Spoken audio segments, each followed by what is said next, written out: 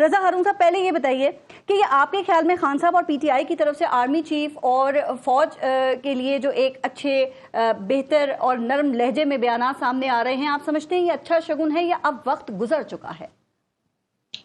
Thank you. मैं समझता हूँ कि हर वक्त अच्छा वक्त होता है जब इंसान को समझ आ जाए और अकल आ जाए कि सियासत के अंदर सिर्फ अवामी ताकत सड़कों पे नहीं बल्कि अपने जुबान बयान और अपने स्टेटमेंट से भी अपनी ताकत को आप मुस्बित तरीके से इस्तेमाल जब करते हैं जी। और जब मुखातिब दुरुस्त अंदाज में करते हैं, सामने से दुरुस्त जवाब भी आ सकता है। आएगा नहीं आएगा मुझे नहीं पता, लेकिन कहीं ना कहीं खान साहब को अब खड़ा होना होगा जी। ऐसा नहीं हो सकता कि हर 1 महीने 2 महीने बाद वो एक नया काम करें, एक पोजीशन ले लें और वो पिछली पोजीशन से 180 डिग्रीज का टर्न हो। आपने शायरी पढ़ी थी साहिल जानी साहब के, मैं तो गौर से सुन रहा था जी। आपने बताया कि जंग भटकी हुई क़यादत से, हम बेबस अवाम की खातिर, जंग सरमाए के तसल्लुत से, हम जमूर की खुशी के लिए। तो ये भटकी हुई क़यादत कौन है? वही भटकी हुई क़यादत है ना, इसकी तरफ इशारा हो रहा है कि भाई आपके पास अगर मान लिया अगर आपके पास पब्लिक सपोर्ट है और चले मैसिव पब्लिक सपोर्ट है जी, कोई ना कोई टाइम तो हो जाना चाहिए ना 2022 से लेकर आज तक कि आपको कहीं ना कहीं थम जाना चाहिए। अपनी सियासत को भी मुस्बत तरफ अवामी इश्यूज से बात करें, अवामी इश्यूज की रेजोल्यूशन पे बात करें। ये कब तक आप जो है वो कभी एक इदारे को आप न्यूट्रल बोलेंगे बुरे अंदाज से, फिर आप उसको बोलेंगे न्यूट्रल होने का अच्छा अंदाज भी होता है। आप तो डिक्टेट नहीं करेंगे ना हर चीज को मेरे हिसाब से। हारून साहब, लेकिन मैं यहाँ पे एक बात करूँ, देखिए माजी में हमने देखा कि कई सियासी जमातें जो है ना वो उस वक्त के आर्मी चीफ्स, आपसे बात करिए, उस वक्त के आर्मी चीफ्स पे काफी तनकीद करती रही है सर। देखिए जरदारी साहब भी ईंट से ईंट बजाने की बात कर चुके हैं, मियां साहब ने भी जनरल बाजवा और जनरल फैज हमीद को तमाम मसाइल का जिम्मेदार करार दिया था, लेकिन फिर हमने देखा ना कि ये दोनों सियासी जमातें वापस सिस्टम में आ गई ना, तो अगर अब वो आने की बात करें तो क्या हो रहा है? इसलिए कह रहा हूं खुशाइंद होने चाहिए कि अगर उनको अब ये समझ आ गई। लेकिन जरदारी साहब की आपने मिसाल दी, तो जब मौका था, जब पूरे लोग मोहतरमा की मैयत के पास बैठ के पाकिस्तान न खपे कह रहे थे, वो वक्त होता है ना अपना सोबराइटी दिखाने का और अपनी संजीदगी दिखाने का, विजन दिखाने का। उन्होंने बोला पाकिस्तान कपे, तो जब फिर 14 साल उन्होंने जेल में भी गुजारी, तो वो जो मिसालें हैं उनके अंदर उनके साथ उनकी अच्छी मिसालें हैं। खान साहब पे तो अभी साल हुआ, 6 साल भी नहीं हुआ जेल में, और वो ऐसी ऐसी बातें करने लगे कि 70 की, मेरी बहन ने बताया कि 70 की ट्वीट कर रहे हैं। तो तमाम चीजों से अगर उन्होंने अपनी कता ताल्लुक कर लिया है, ला ताल्लुकी कर ली है और कोई डायरेक्शन को प्लानिंग है, तो खुशाइन बात है, अच्छी बात है। पाकिस्तान की सियासत के लिए इसको बुरा नहीं समझना चाहिए, उनको मौका देना चाहिए, उनकी बात को सुनना चाहिए जी।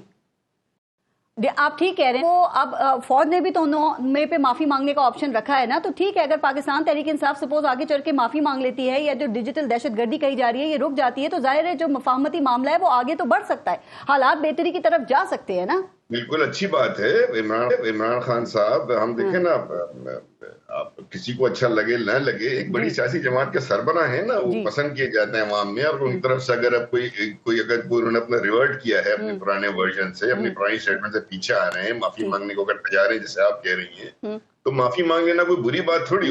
नहीं, माफी का मैंने नहीं कहा, ये पीटीआई ही बताएगी, मैंने फौज ने ऑप्शन रखा है। माफी बड़ा आदमी मांगता है इसको, और फिर माफी अगर माफी मांगने का कौन हो, अगर मुल्क में अमन आ जाता है उससे, मुल्क में सियासी पुख्तगी आ जाती है, सियासी अमलदारी हो जाती है, माशी हालत बेहतर होती है, तो इसमें क्या बुरी बात है? कोई बुरी बात नहीं है, इसको अप्रिशिएट करना चाहिए। लेकिन फिर ऐसा ना हो, लेकिन आपको ये जो तासुर आया था, ये तासुर स्ट्रॉन्ग कब हुआ था? अभी आप DGISP प्रेस कॉन्फ्रेंस करते हैं, किसी पार्टी का नाम लेते हैं, इशारे जरूर देते हैं, नाम नहीं लेते। हमारे पीटीआई के दोस्त खड़े हो जाते हैं प्रेस कॉन्फ्रेंस करने के लिए उनके खिलाफ, तो सामने कौन खड़ा हो गया था? मुस्लिम लीग ने तो नहीं कहा था, पीपल्स पार्टी तो नहीं कहा था उमर अयूब साहब को आगे प्रेस कॉन्फ्रेंस करो। तो ये हरकतें ना करें। ये जो हॉक्स है ना पीटीआई में, जो हॉक्स है इनर एलिमेंट्स के ऊपर छाए हुए हैं, जिनके आगे पार्टी में सियासी वाबस्तगी वो नहीं है, ये पीटीआई के दोस्तों को समझना चाहिए कि जिनका कोई सियासी स्टेक नहीं है, इनकी सियासी जिद्दत नहीं पीटीआई के अंदर, इनकी आवाम के अंदर वो ग्रास रूट पॉलिटिक्स की कोई उनकी कोई वो नहीं मिलती, मिसाल नहीं मिलती उनको। उन्होंने लीडरशिप के रोल में लेकर आगे बन जाते हैं। रजा हारून साहब, अब आपके ख्याल में पाकिस्तान का ये नाजुक दौर और ये मुश्किल फैसले और ये मुश्किल दौर ये कब तक चलता रहेगा सर? कब तक हम सुनते रहेंगे? कब तक अवाम बर्दाश्त करेंगे?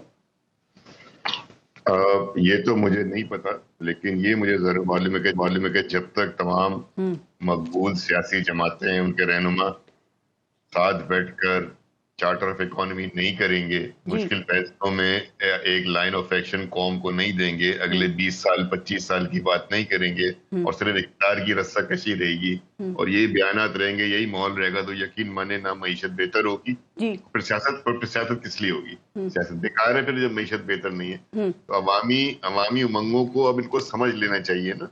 और रजा हारून साहब, इनको तो समझ लेना चाहिए, लेकिन देखिए पीपल्स पार्टी हुकूमत का हिस्सा रही, अभी भी आप इस हुकूमत के इत्तेहादी हैं, भी आपके पास हैं इस वक्त में, लेकिन ये जो मुश्किल फैसलों का बोझ है ना, ये पाकिस्तान पीपल्स पार्टी भी नहीं उठाती है और आप नून लीग के कंधों पे डाल देते हैं। तो ये मीठा मीठा हप कड़वा कड़वा थू थू थू ये आप कब तक बरकरार रखेंगे, कब तक चलाएंगे? नहीं, ऐसा नहीं होगा।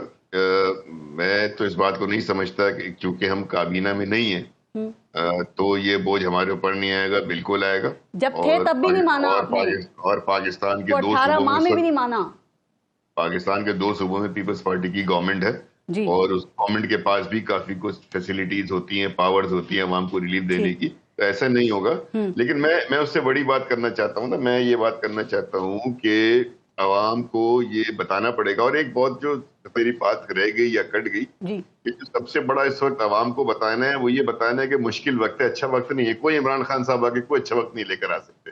वो अकेले कौन से, वो क्या कर लेंगे, ऐसा बताएं क्या प्लान है? There is no plan with anybody. ये इनके बाद भी 3-4 सामने कोई कार्य दिखाने की नहीं है। तो ऐसा नहीं कि कोई एक बंदा इसको हल कर लेगा। तो जब सब, तो उस वक्त आप अवाम को जब ये बताते हैं ना पारस के मुश्किल वक्त है, आप अपने पेट पर एक पत्थर बांध लें, तो फिर अवाम ये देखना चाहते हैं कि आपके पेट पे 2 पत्थर बंधे हुए हैं कि नहीं बंधे हैं। आप अपनी मराद कम करें, अपने खराजात कम करें, अपनी जो आपकी ओवर स्पेंडिंग है कम करें। ये सब चीजें जब आप नहीं करते हैं और फिर अवाम से आप कुर्बानी मांगते हैं, तब अवाम परेशान होते हैं। पाकिस्तान के अवाम कुर्बानी भी देंगे, लेकिन उनको कोई रास्ता तो दिखाएं, ठीक, कोई प्लान तो बताएं, कोई 10 साल 20 साल का प्लान। नहीं, आप ठीक कह रहे हैं, किसी के पास नहीं होता। थोड़ा सा टाइम कम है। रजा हारून साहब, एक बात और बताइए कि हुकूमत ने लगता है कि अब अदलिया के मुकाबले में पार्लियामेंट को लाने का फैसला कर लिया है। मंगल को कौमी असम्बली का इजलास भी है, तो अगर गवर्नमेंट ऐसा करती है तो क्या पाकिस्तान पीपल्स पार्टी जो है वो हुकूमत को इसमें सपोर्ट करेगी? जो कि मई 2023 में हमने देखा था कि आपने गवर्नमेंट को सपोर्ट किया था, बिलावल भुट्टो काफी गर्जे बरसे भी थे कौमी असम्बली में। मैं समझता हूँ जो अदलिया वाला मामला है ना, वो बड़े एहतराम के साथ जिन लोगों को न्यूट्रल होने चाहिए ना सही मानों में, वो अदलिया पे। अदलिया अगर न्यूट्रल हो जाए तो इस मुल्क के बहुत सारे मसले मैं समझता हूँ आप हल हो जाएंगे। और इंसाफ का अगर वहां से बिल्कुल विदाउट एनी बायसनेस अगर प्रेजुडिस कोई फैसले आने लग जाएंगे तो वहां ठीक हो जाएगा। और पार्लियामेंट दलिया को सामने आमने नहीं होने चाहिए, बिल्कुल पार्लियामेंट का काम नहीं है दलिया के काम में, लेकिन अदलिया का भी फिर फर्ज है, मैं रिपीट कर दूंगा फर्ज है कि जहाँ एक इदारे के सरबराह को न्यूट्रल होने की बात कर रही है, मैं समझता हूँ अदलिया का न्यूट्रल होना बहुत